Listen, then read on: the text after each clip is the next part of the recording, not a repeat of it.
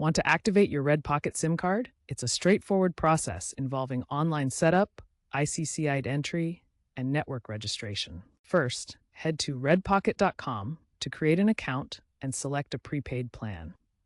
You'll need to enter your billing details and choose the plan that suits your needs, like the $10 option for basic use. The most important step is entering the ICCID, a unique 19 to 22-digit number printed on your SIM card.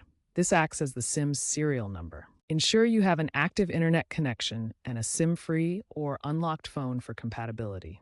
Remember, you'll need a valid U.S. address and must be at least 18 years old for most plans. After these steps, your SIM card will connect to Verizon's network automatically. All these steps can be done on your desktop or your mobile device. While Red Pocket boasts a 95% activation success rate, occasional hiccups can occur. Double-check your ICCID entry and ensure your device is compatible. Network congestion during peak times, like after holidays, might cause temporary delays. For security, Red Pocket now uses two-factor authentication. Looking ahead, the trend is toward eSIMs, with adoption rising rapidly. AI-powered activation assistants are also emerging, simplifying IC entry and device compatibility checks.